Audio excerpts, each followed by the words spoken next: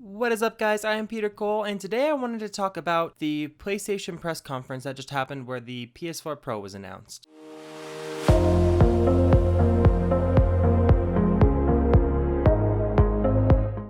I want to talk about this because I am a huge PlayStation fan, and this conference was, well, let's just say interesting.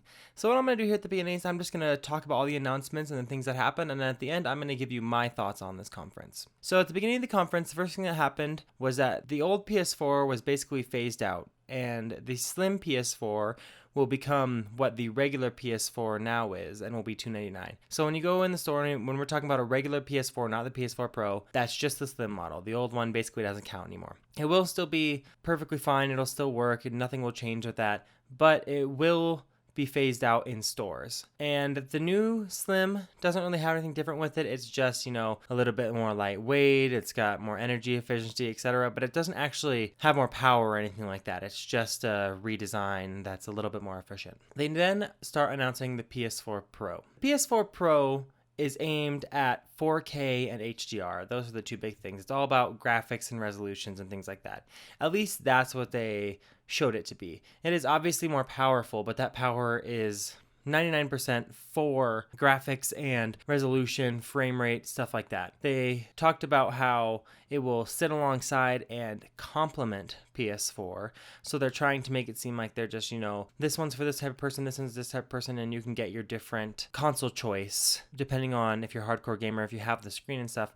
But I'll talk about how I feel about them sitting alongside and complementing each other later. They said it's specifically targeted at hardcore gamers and people with 4K screens and things like that. So their audience for this is the people that like new technology and want the best screen technology. They want to have their games be able to play on their super nice 4K HDR screens. And later we'll talk about the wide consumption and how much HDR TVs are actually out there, which is very few.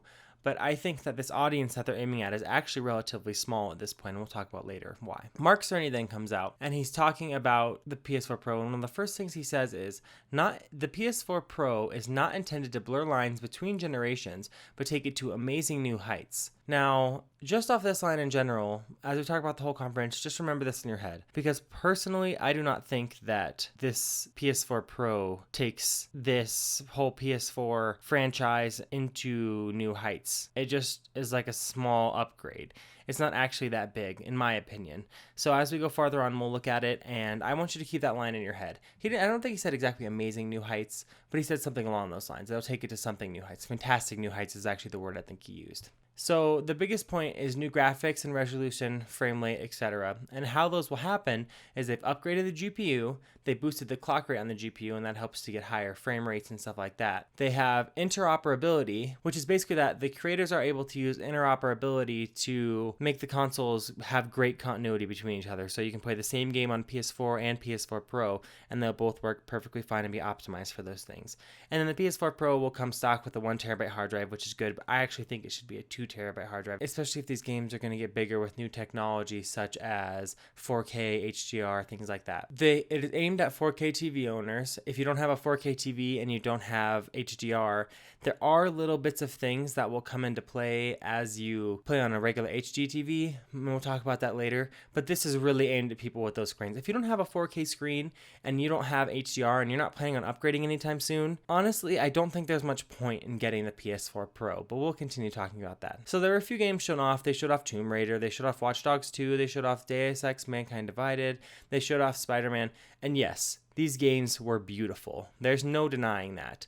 The detail and the resolution in them were astounding, especially in Spider-Man. And when you see in games like Deus Ex, the distance and the people in the bottom, as well as in Spider-Man, when you see the people walking around in the streets, you can tell that it actually is a significant boost in graphics, which is awesome. And they're also able to populate it more with more people, and you're able to see farther in the distance.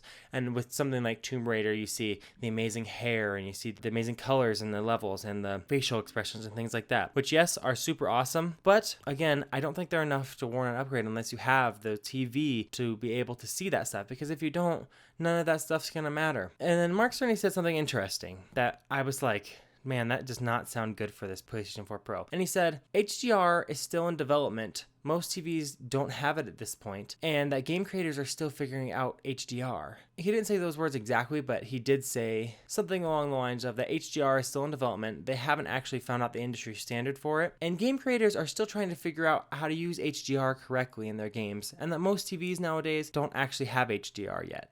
I don't know why you'd say that in a PlayStation 4 Pro conference when you're trying to push HDR. They just went through this whole section showing off all these HDR stuff, and then they're like, oh, actually, no one really knows HDR, how it works yet, and the industry hasn't even decided with their TVs how the standard should be. So I see it as a future-proofing thing, but honestly, won't the PS5 be out by the time HDR is common consumption and common in consumers' houses? Is this really something that they need to push right now when most TVs don't even have HDR yet? So that's kind of weird to me. When he said that, I was like, ooh, that does not bode well for PS4 Pro, I don't think. So the next thing they said, that automatically detect TV type, so when you plug it in, it'll know if you have an HD TV or a 4K TV, which is pretty cool, I guess. This is what I talked about earlier a little bit, and that's that the PS4 Pro can mix and match features on HD TV and 4K. So for instance, they showed off Middle-earth Shadows of Mordor and showed off how some of the new effects that the power of the PS4 Pro is able to do can be pushed over onto PS4 Original. I guess that's what we'll call that, PS4 Original. I don't know, PS4 Normal, whatever. You can do things like anti-aliasing and extra sampling and stuff like that to be able to make the effects look a bit better on old HD TVs without the 4K graphics. But really, I don't think that's going to be a big noticeable deal at all. So that doesn't make it worth it, in my opinion, for people with HD TVs. So the next thing they showed is that the PSVR experience will be upgraded from the PS4 Pro. They showed that it can have better graphics, obviously more detail and frame rate. The creators will be able to push it a little bit harder, give the experience a little more oomph and a little more frame rate, a little more just things that'll make the VR experience more smooth. But nothing that I saw was that they talked about was very special or very powerful. It's kind of just oh yeah, PSVR, it'll make it a bit better, and then on to the next thing, which was that they want to make the PS4 community one community. They want all games to play on both consoles, but they are, quote, asking creators, unquote, how they can best support consoles. They're not... How do you just say, oh, we're just asking you? It comes out pretty soon, and they're just asking creators how they can best support both consoles? This shouldn't be an asking creators thing. They should just say, hey, you need to do 4K, you need to do HDR, not ask people how they can best support it. So there was just some wording in here that I was like, this just doesn't sound good, or like they actually have the message or understanding of this PS4K thing down right now. So it'll be interesting to see how this pans out. Then they have Andy Hendrickson come out from Activision. And what do you know, at the Sony conference, his mic's off for the first part. You hear a guy whisper, his mic's off, in the camera, and then you have to have someone come over and give him a real mic so he can talk. Great way to start. And then he starts talking about Call of Duty, and he says that he wants it to be unified for both consoles. He doesn't want this to be just something where one console gets it. He wants both consoles to be able to play together, and that's exactly what we need out of this. If there was a segregation of audience and consumer, that would be a big problem. And then they played through some of this Call of Duty Infinite Warfare, showed the game, and it looks okay. It didn't look that great. I mean, obviously it looks more beautiful, but I wasn't super blown away with it. But I was blown away by this next part, which is the first real Mass Effect Andromeda gameplay we've seen yet. And man, let me tell you, if you haven't seen this Mass Effect Andromeda gameplay yet, you've gotta see it. It is beautiful. That is a game that I can see playing and being like, I can't imagine not having this on a PS4 Pro, which is partially what worries me about the PS4 Pro, because is the game going to look a lot less good when it's on PS4 normal original? Because that game looks stunning in 4K. And if it looks a lot worse, I feel like that will segregate the audience no matter what. Then they talked about a new Netflix app, and then they said by the end of the year, 600 hours of 4K footage will be on that Netflix app, which is definitely a plus because a lot of us consume content like Netflix. Then they're also developing a YouTube app for PS4 Pro, which will also support 4K. And Andrew House pointed out that YouTube is the place that has some of the most 4K content right now, so that will be a benefit. And then the next thing they said is that all PS4 consoles will become HDR capable via firmware update, including the old ones. So the regular PlayStation 4 will also be able to play HDR. See, they spend the entire beginning of this conference talking about HDR, building it up, oh, HDR is so cool. But nobody really understands HDR yet. The standard isn't there. But then now they're making all PS4 consoles HDR capable. They just took that away from the Pro. It's not even a special thing for the Pro anymore. Now, the regular console will have it too. So you should just slice that off the Pro list because it doesn't really matter. So one of the 4 things they pushed, that's going to be on the old PS4s too. That decision boggled my mind. I didn't get that at all. Then the next thing they say is that the PS4 Pro, they show the announcement and then they say it's coming out November 10th, 2016, and it will be $399. Remember, the PS4 regular is $299. So $100 difference. Well, more on that later. Then they show the PS4 Pro. So we know that the PS4 regular and now the PS4 Slim, which will become the regular, is a 2-layered device. When you look at it, there is one and then a slice in the middle, and there's another piece. The PS4 Pro is triple layer. A piece, a slice, a piece, a slice, a piece. Some people think it looks cool, but I honestly think this looks really dumb. It just looks like a sandwich, and I thought the original PS4 was cool. The Slim looks pretty cool. Not great, but pretty cool. I do not like the look of this PS4 Pro at all. I mean, I get what they're trying to go for. They don't want to make it too different. They want to make it stand out, and it probably needs it for a bit more of the hardware inside, but man, I don't like the look of that thing at all. So now, I'm going to give you my thoughts on this conference after we talked about all that stuff, and I will go through a little bit of the things that I think were important here. This was an awful conference. At the beginning, I think there was supposed to be a sizzle reel because ratings went up, and then a PlayStation symbol happened and went ding, and then it just got quiet, and we waited like 15 seconds, and then they're like, please welcome Andrew House. I think there was a sizzle reel that's supposed to be at the game, but it messed up. That was a horrible way to start this conference. Second, there was no enthusiasm or incitement through this whole conference.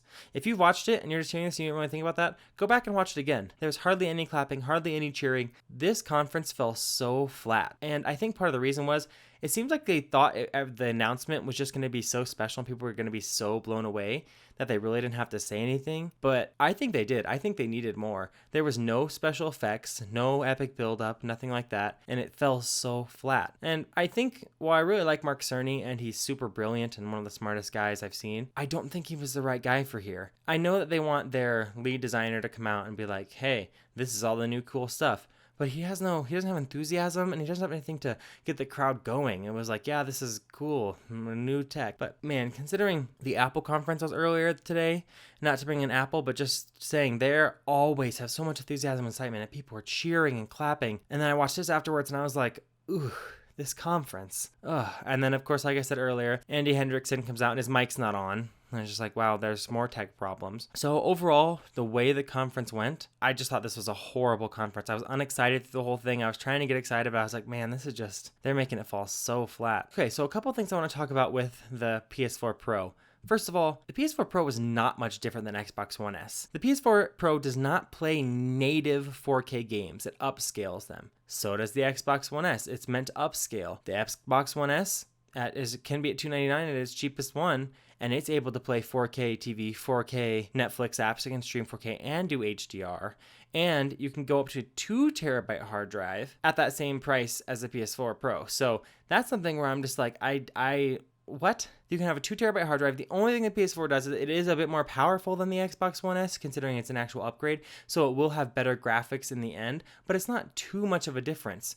And I think for the price difference, it's almost worth it to go with Xbox One S. And I'm a huge PS4 person. I love PlayStation. I like PlayStation more than the Xbox ecosystem personally, just because that's where I've had my games for such a long time. And I started with both consoles and went to PlayStation after a while. But I can't see much of a reason to go between these two consoles. It just seems like they fell flat on the power. I think when Xbox Scorpio comes out next year, it is going to blow the PS4 Pro out of the water. And I wish that wasn't the case. And I wish it wasn't just aimed at people with 4K HDR screens. I know that that's where it's got to go. I mean, Xbox Scorpio is aimed at 4K too. But I just think that they could add more things that would help with old HD TVs as well and just make the console much more powerful. We'll see how people use frame rates and stuff like that. And I think that the way this conference went, they really aimed at the graphics. But I think people will use it a bit better. But it's just the messaging.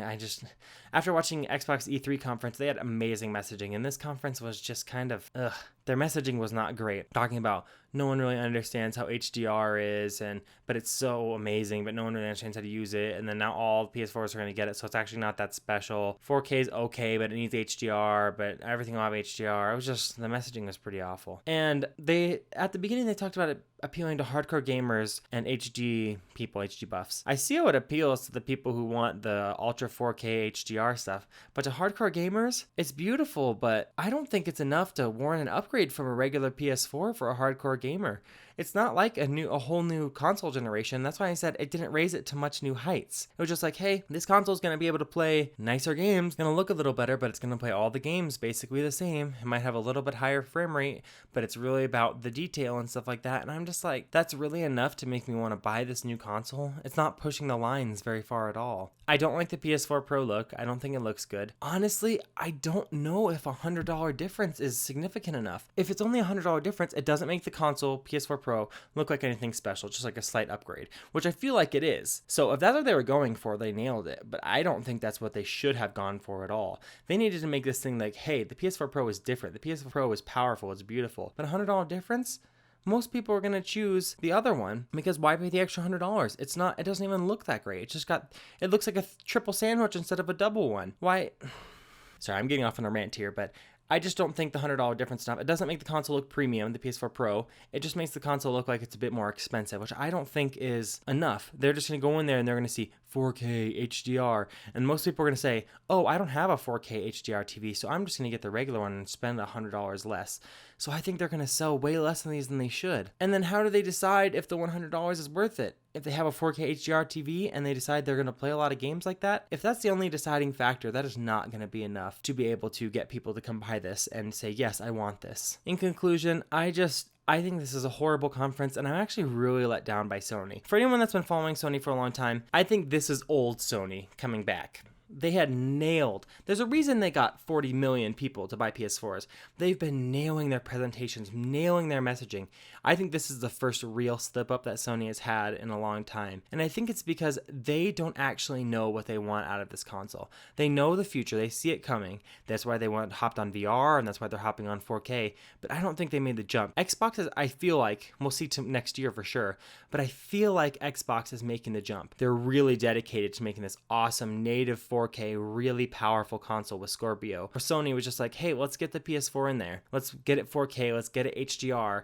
And they just want to get it as fast as possible, so they didn't say, hey, let's make it a super upgraded, really powerful thing. They're like, here's just this little bit of upgrade. So in the end, I don't think this is a good idea. I think they failed with the messaging. I think this is going to come out and be a much more of a flop than they expected. It might appeal to those who are ready to jump over, but I actually think the price drop and having a new, nicer Slim that's a bit more efficient than a regular one is going to be, for $299 is what's going to appeal to newer gamers jumping in. I think the Xbox One S has also appealed to those old console gamers that are trying to get into current gen.